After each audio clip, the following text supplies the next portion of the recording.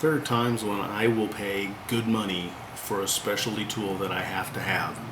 There are times when paying good money for something you can make yourself is ridiculous.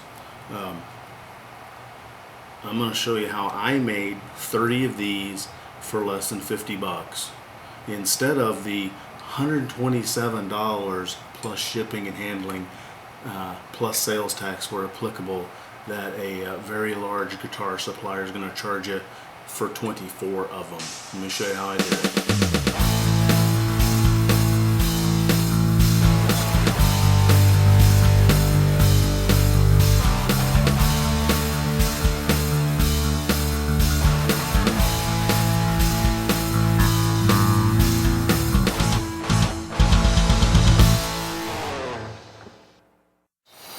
Alright, spool clamps. Hardware's on the way, should be here in the next couple of days. What can I do until the hardware gets here? First of all, I can make these. All 60 of them, because I'm making 30 clamps. The good thing is, none of this is permanent. So there are a couple of ideas that I have seen for specialized spool clamps with different shaped ends so that they can go over neck areas or different things like that. So we'll keep that in mind. But this is what we're doing first. This is a 1 1/4 inch poplar dowels. You can pick them up at any local place there. I think these are $5 a piece. 3/4 of an inch thick. I'm gonna wait until the hardware gets here to drill the holes, because that's just the kind of guy I am. But I can sand the edges of these for all 60 of those. Now I got to drill a hole in the center of 60 of these, which seems like a somewhat daunting task for a guy like me, and it probably is. So I made this, and this is so stupidly simple. Probably everyone in the world has thought this up. This is just a piece of a wooden easel that I had laying around. I cut it in half and then I put a hinge on it, and this hinge is made out of, I don't even have 4 screws that match. I have 2 panhead screws, I have 2 wood screws. I found this bracket, I cut it in half, and there's a doubled over piece of duct tape underneath there, and that's just so that this can do this. The reason being, I'm going to use my nifty little center finder, find the center point of my dowel, put it over on my drill press, find the center point, match it up with where the drill is going to hit, and then I can clamp this down. And then in order to drill a hole in this, I put this in. This is not going to move. 59 to go. 58 to go, etc., etc., ad nauseum. So I get to use a couple of my homemade tooly things, and so that's what we're going to do. I'll show you this when it's set up on the drill press, but we're not going to extensively show me sanding this time. Alright, how my back was to the street, the postman brought me a package, which is really amazing because I ordered this midday Friday. Today's Monday. And it has my stuff. So there we go.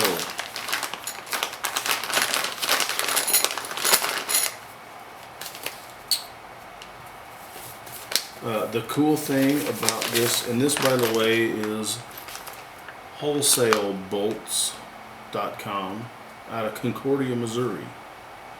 If you check it on your order form, they will see if they can put your order into one of these nifty flat rate boxes. So instead of shipping and handling being $15, my shipping and handling was $6.65. So super duper. There we go. Now we got our bolts. I just finished sanding all my nifty little things, so let's get this up and going, and then we'll make some spool clamps. Sweet.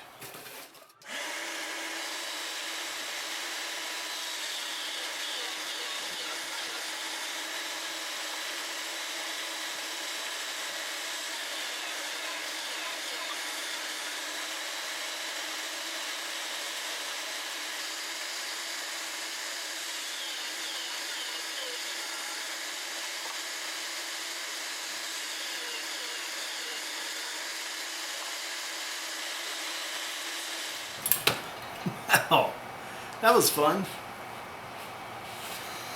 All right, here are the parts for your basic spool clamp. I have my rod. These are carriage bolts, and the carriage bolt has a square stamped in the end of it. It doesn't just end in a circle. This is a 5/16 rod. By my handy dandy calipers, this is a 7/16 from point to point. So here's what I do. I got my rod, I got my wing nut, I have my washer, I have my 2 pieces of wood, and I have 2 little cork circles. Did I show you how to make the little cork circles somewhat easily? Let me show you that. Alright, if you are very, very lucky, your wife or your girlfriend or your boyfriend or your husband or your significant other or someone in your family, maybe even your mother, does scrapbooking. Because if they do, they probably have a cutting mat. They probably have this thing, which is a Fisker's circle cutter. And they have this little dealio. Cork doesn't cut extremely cleanly, but what you can do,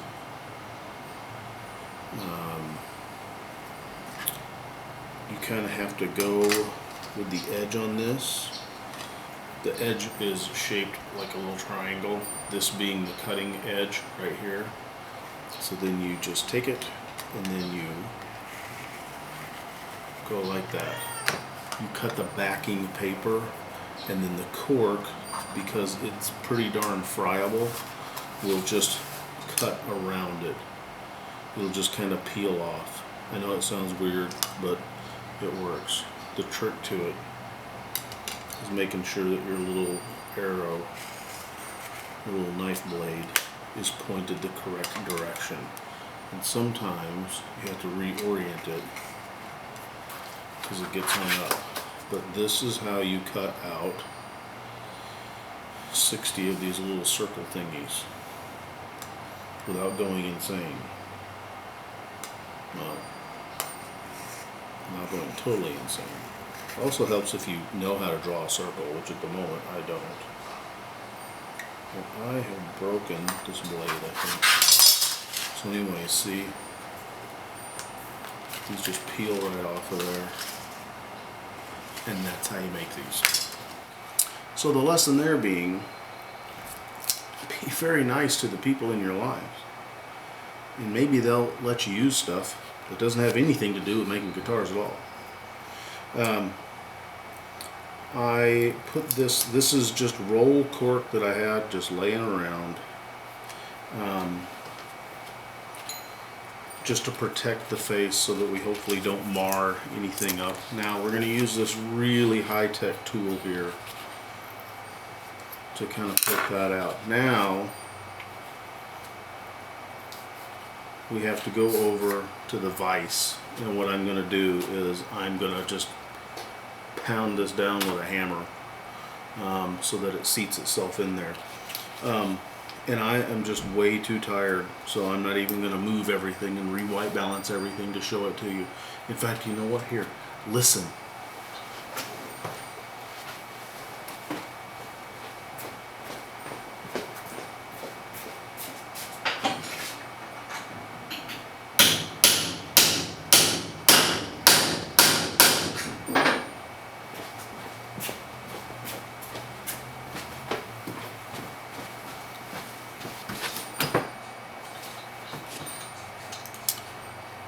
Put your other piece of wood on there with your washer or your whoosher, or whatever you want to call it, your wing nut to adjust it, and there you go. So now we only have to do this 28 more times. Think of all the money we're saving.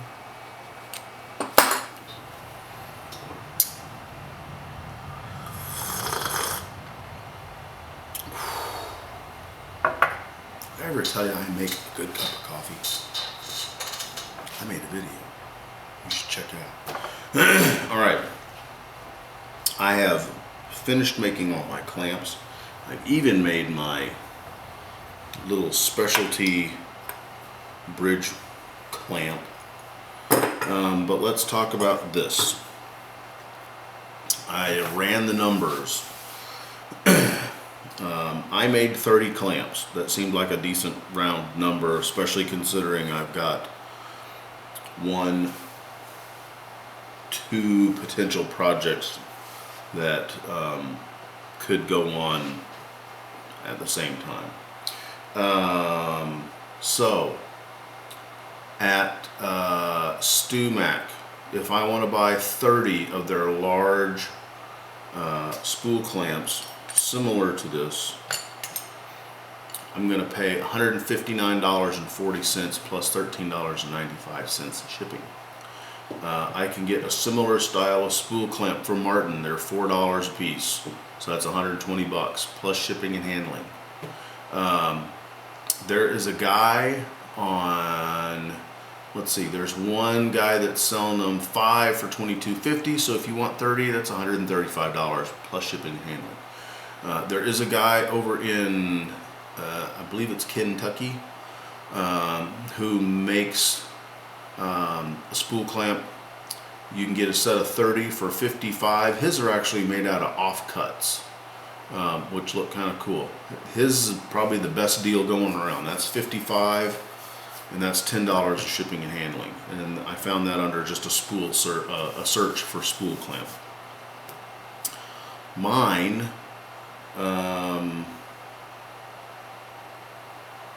for my hardware alone, including 2-day shipping, $21.41. My dowels, they were basically $6 a piece, so I'm looking at 21, 22, 23, 33 bucks for 30 clamps. The cork I had laying around. If you need to buy cork, you can get it. This is thin stuff. I think if I had to do something different, I'd do 2 things differently. Number one, I'd try to source some thicker cork. Give me a little more protection. I would also use a smaller washer. There's no need to use a big washer like that. That was spur of the moment shopping. So I would go with them. That's an 1.5 inch. This is an 1.5 inch washer. You could go with just a 1/2 inch washer if you wanted to. You just want it big enough to protect your wood from getting chewed up by this wing nut and to evenly distribute the pressure. There's a website that I saw where the guy had a much better way of making these spools that I don't have the capability to do. He was using a hole saw, an 1.25 inch hole saw bit, and he had it set up on his drill press. So he had a chunk of wood, and he's doing this, not going all the way through, leaving just a skosh of room on the back end of that, so that when he was done, then he could just run it through the table saw or the band saw, and the little spools just fall out. That's the way to do it. The way that I was doing it, it works. It's not the best way. So 59, that's 14, 9, $164, all the way down to $65. And that's ordering it and opening a box, and there they are. Versus $43, $33, yeah, 33 bucks. And I figured a whole bunch of stuff out. So there you go. Spool clamps. They're easy to make. You can make them in different sizes. I also saw another guy who was using a shorter modified spool clamp on a Solara. It's the same guy that was doing the whole thing. I will put the link to his website or tell you how to search it right there, because YouTube's goofy on links. I don't understand it. So I'll link you to that, because he has got a way of side clamping things on a Solara using a modified kind of a spool clamp that I think might come in handy when we have to put that back together, because one side is fine, the other side is out of whack, is out of shape, and we got to figure out a way to put it back into shape before we try to glue something on it. So yeah, anyways, so there you go, spool clamps. Have fun.